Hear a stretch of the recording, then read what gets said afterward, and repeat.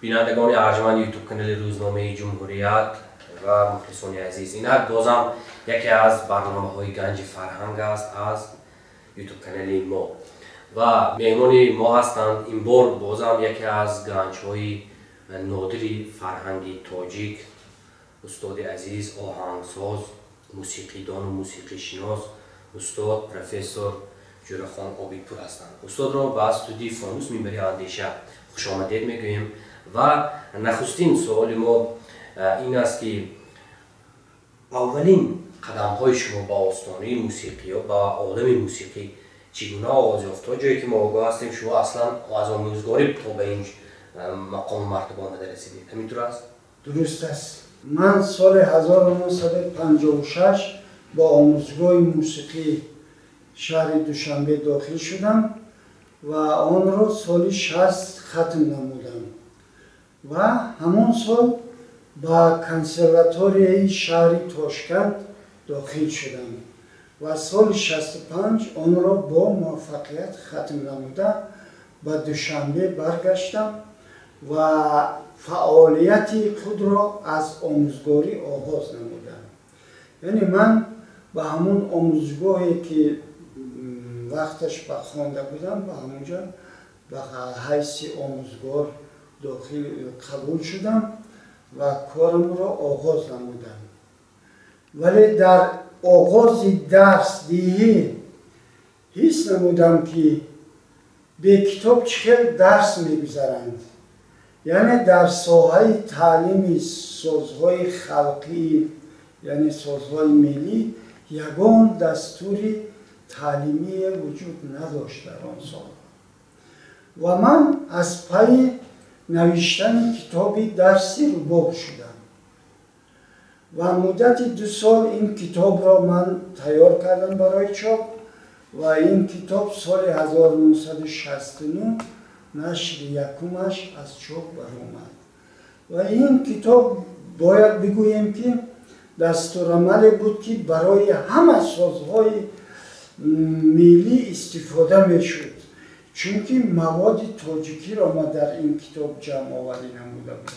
هرچند که موسیقی دانی و موسیقی شناسی ما ریشه به عمق تاریخ دارد، اما چرا امروز جامعه با موسیقی مخصوصا در مکتب‌های میانه در باغچه حتی به مکتب بسیار با یک نظر سطحی می‌نگرند و حتی عجیب است. یک مثال زنده میارم که وقتی که نبیره ها یا فرزندان ما وقتی که به ما پیام میرسونند که من از فن موسیقی یا سرود و موسیقی بهای 5 گرفتم خرسندی میکنن، ما میگیم همین بهایی که از موسیقی هم گفتی جای تعریف داره، تو از متماتیک بهای 5 گیر، از خیمی بهای 5 گیر، نخواد که از موسیقی هم بهای 5 گیر و اینجای تعریف باشه. یعنی حتی در محیط خانواده هم به موسیقی یک نظری کمتر خونی نظرانه دارند. این با ریشه های همین گوییم که یک بیماری به کجا رفته میرسه دوستان؟ افسوس که در خود وزارت تعلیم این فن رو گویم درست نمیفهمند، چون که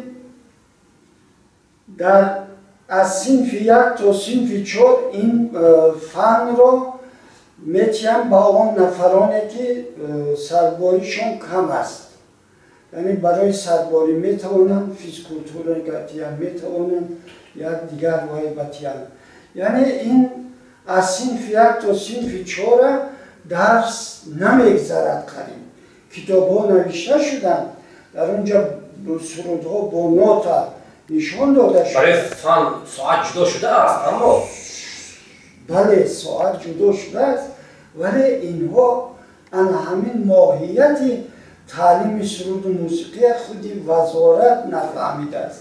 تا امروز این کار دوام دارد.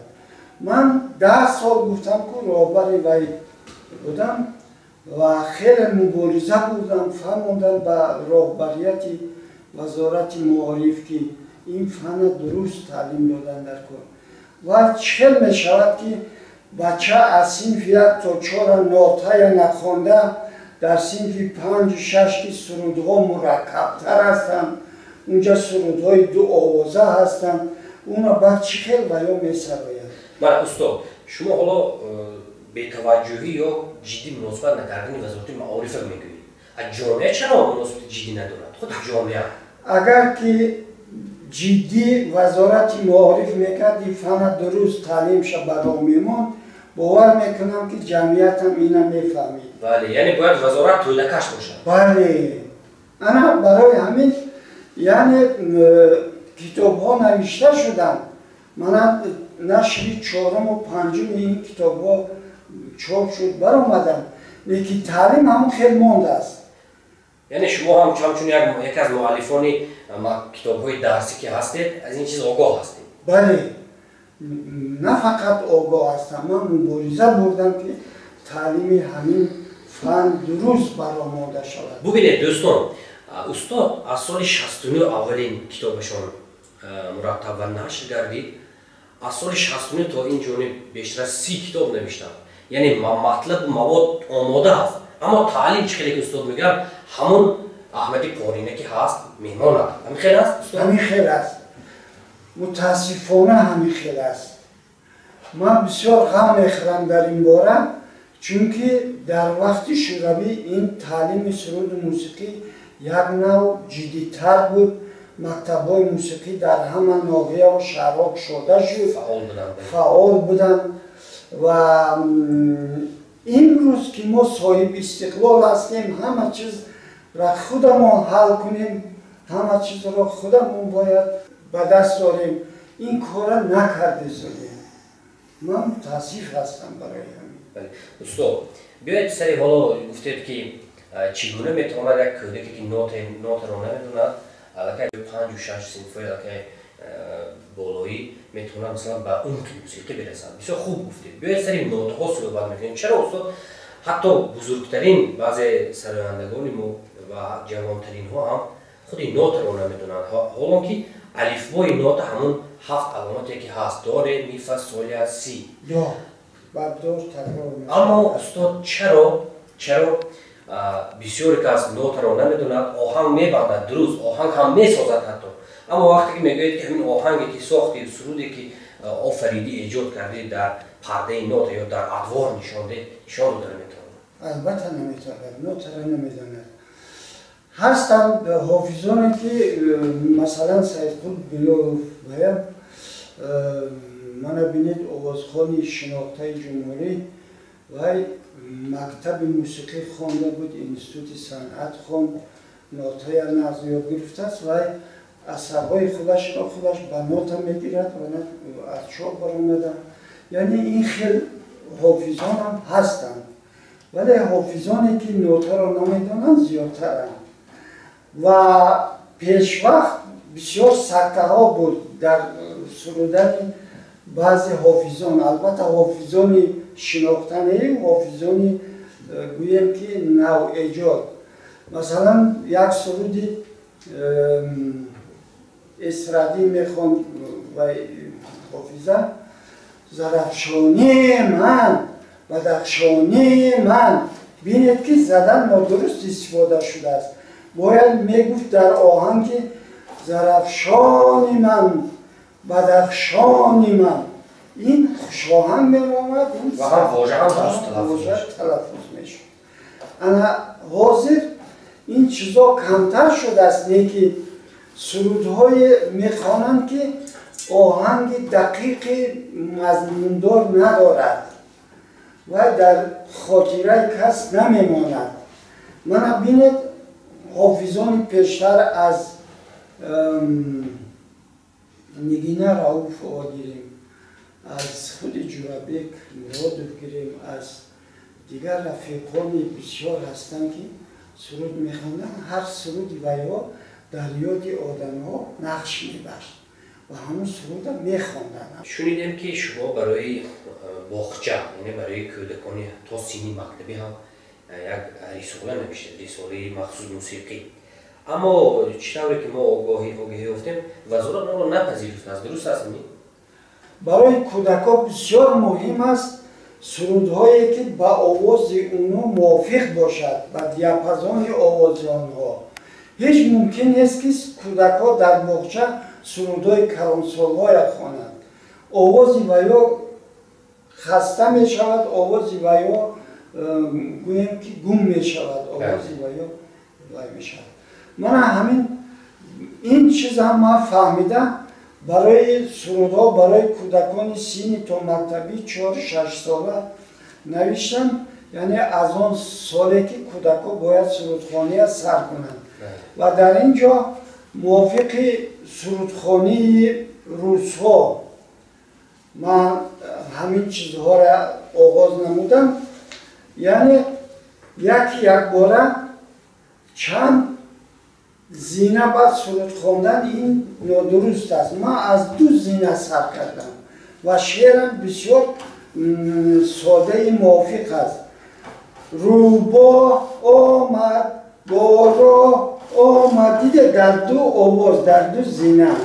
این برای که سرودخوانی را از 4 ساله سر میکنن بسیار موافق است.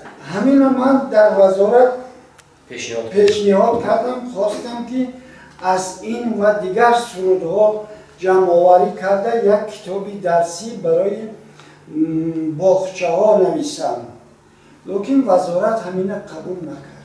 استاد در گذشته شما اگر در همه کتاباتون ما ورق زدیم اشاره میکنید که در تاریخ گذشته ما کسی که دعوای شاعری میکرد، کسی به عالم سخن وارد میشد، حتما از عالم موسیقی نیز آگاه میشد، آگاه باید میشد، علم موسیقی را میآموخت. مثلا در مثال استاد رودکی چند بگرفت و نواخت، یا همون اثر معروف عبدالرحمن جامی رساله موسیقی، و حتی احمد دانش درباره موسیقی مقالات و رساله علایده دارد و استاد عینی هم درباره 6 مقام مقاله ها دارد. یعنی که شاعران ما، بزرگان ما در برابر آموختن نازکی سخن، نازکی نزاکت های موسیقی را هم می‌آموختند. حالا چرا همین عنعنه گم شد استاد؟ بسیار درست خواهید.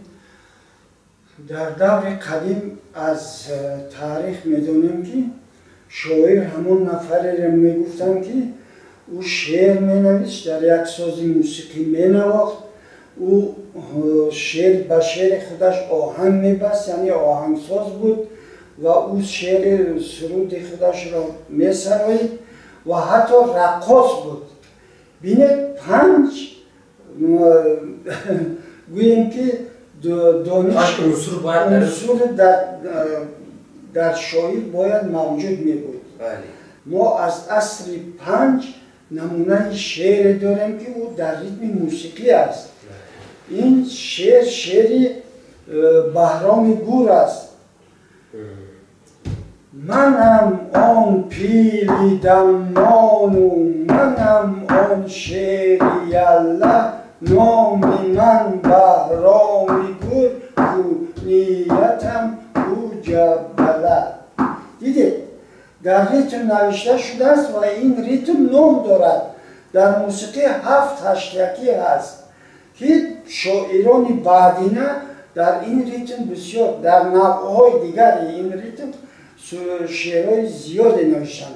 از جمله گیریم من همون بوی جوی مولیان آید همین ریتم باز، یعنی ریتم هایی بودن در بین مردم خلق که آنها بسیار معمول بودند، با آنها شعر می نوشتن و آهنگ می بستن می خوندن. در اول وقتی که کلام موزون نبود با ریتم آهنگ هجاها را علاوه می کردن که اون موسیقی جاذب‌تر شود، یعنی شوق‌آورتر شود، شوق شنونده را بیدار کند. مثلا این خیلی چیزها بود تو پیدایش شعر، شعر عروضی یعنی نه عروضی نه، پیدایش شعر کدام شعر تو پیدایش شعر یعنی فهمم شعر نوشته هیجاها بود، هیجاها را استفاده می‌کردن. تلا تلا تلا لا لا لا تلا لا، دیدید معنی نیست لیکن ریتم پورا ساخت است. چپک می‌زدن در سازها می‌نواختن، همین خیلی مردم از ذوقشون بیدار می‌شد. یکی از خدمت‌هایی که استاد جورخان عابدپور در سالهای آخری فعالیتشان انجام دادن این همین یک لغتنامه بسیار با شکوهی موسیقی است با نام لغتنامه تفسیری اصطلاحات موسیقی که بیشتر از 1000 مقاله مخصوص علمی را درباره سازهای موسیقی هم قدیمی و هم معاصر فرا میگیرد و بسیار میخواستم که استاد درباره پیدایش این کتاب و تاریخ آفریدن این آثارتان کمی حرف میزدید، چون که من از مطالعه آن پی بردم که این کار یک ساله 2 ساله نبود. راست گفتید. این کتاب را من مدت 3 سال نوشتم. عموما این کتاب را این یک بسیار مرکب است، نوشتن این مرکب بود. این باید یک گروه عالما تقسیم می شدن می نوشتن، لیکن من با عهده گرفتم چون که لغت تفسیری موسیقی نداریم به زبان دولتی. حتی اشاره میکنید که در زمان شوروی هم به زبان دولتی نداشت. نبوده آخه، به زبان دولتی نبود. به زبان روسی بسیار است، انسیکلوپدیای موسیقی است، لغتنامه ها هست، همه چیزها به زبان روسی بسیار است، لیکن به زبان دولتی نداشتیم. و همین چیز را من با عهده گرفتم و حتی روزهای شنبه هم آمده در جای کارم همین چیزا می نوشتم و مدت 3 سال همین نوشتم. نه بلکه یک سازهای موسیقی است در اینجا. آهنگسازان بزرگ در آهنگسازان بزرگ است، حافظان بزرگ است، در اینجا سازهای موسیقی است، در اینجا اصطلاحات های موسیقی است. چرا ما در بسیار کشورهای دنیا، حتی کشورهای همسایه ما، بهترین سرود و آهنگ‌های 100 سال آخرشان را قاموس کردند و ادوار گرفتند، اما چرا ما نداریم 100 سال آخر که تاجیکستان سال 1924 که اگر تأسیس یافته باشد قریب 100 سال میشود، یک قاموس بزرگی ساز آهنگ‌های گلچینی ملت تاجیک نیست در ما. سرودهای خلقی هست، چاپ شدگی وقتش با جمع کردن کمپوزیتوران شهابوف و فضل‌الدین شهابوف و باز یک چند نفر دیگر، اینها جمع کردن سرودهای یک قسم، یک کم هم که باشد همونها چاپ کردن هست، یعنی اونها گم نمی شود. من تمام جمهوری گشتیم، یک برنامه بود از طرف یونسکو، همون سرودهای رقصی خلقی را همش به نوار گرفتیم و آمدم من در خانه همین سرودها را به نوت گرفتم. همین سرودها را به نوت گرفتم، یعنی 64 سرود خلقی از ناحیه های دوردست، از شهر کولاب است، از خاولینگ است، از بدخشان است و همون در اینجا نوشتیم که همین سرود از کجا ثبت کرده شده بود. مثلا از ناحیه عینی هست. این یعنی که یک نوع هم فولکلوری شده است و هم موسیقی هم خیلی شده است. همین خیلی شده است.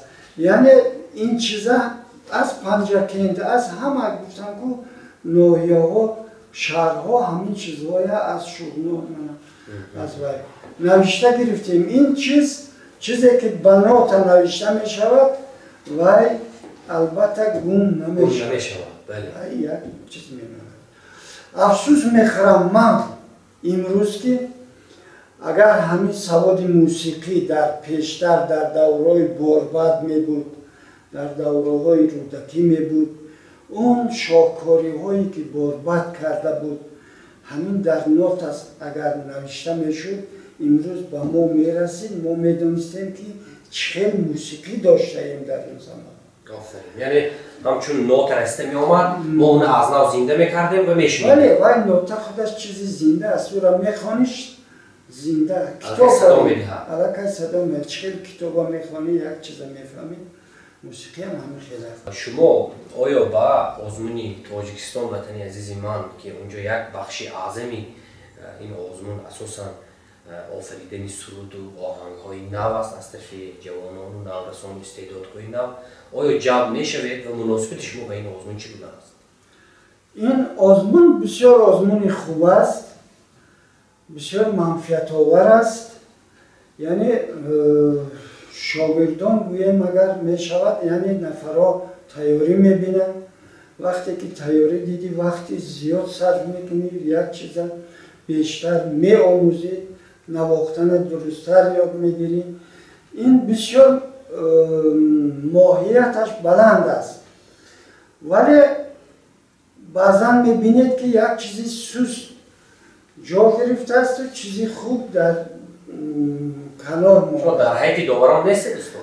در یکم آزمون من بودم اعضای حکمان، بعد دیگر مون تکلیف نکردن، دیگر حکمان دیگر می شود. در پایان صحبت می گفتید که در برابری اونه که مثلا یکی از پیشنهاداتون گفتید که در برابری نظم شناسی و یا که تفسیر شعر و اینها باید اگر ریتم شناسی هم باید در مکتب عالی باید همینطور یک فن تعلیمی هم باید به وجود بیاید. در برابر این در پایان صحبت ما می‌خواستیم از پیشنهادهای مفید شما که به سودی آموزش موسیقی و سرود است میشنوید.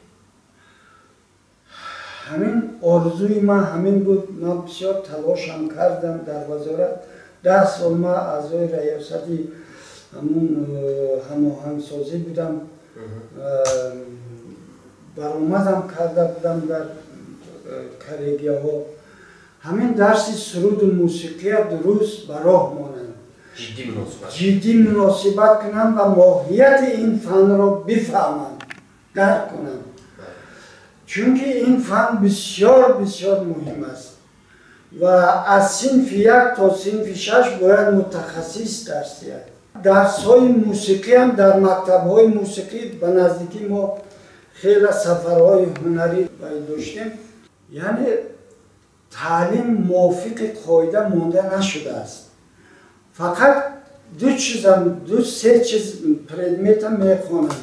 دایره نوازی هم میخوانند، سرودخوانی عنعنوی قطعی بیلات هم میخوانند و دیگر کارشون رقص. یعنی سواد موسیقی را باید که ما زنده کنیم. بله. سواد موسیقی آموزش نظریه موسیقی را در مکتب‌های موسیقی جاری کنیم. بله. دوستان عزیز، اینک برنامه نوبتی ما به پایان میرسد. بار دیگر یادآور میشم که همصحبت ما بودند پروفسور جویرخان عابدپور، یکی از موسیقیدانان و موسیقی شناسان نامور کشور ما، همزمان مؤلف بیشتر از 30 کتاب، 100 مقاله علمی و عمومی، همچنین برنده جایزه اتفاق کمپوزیتوران تاجیکستان به نام باربتی مروزی. استاد ارجمند، خوش آمدید. سلامت باشید.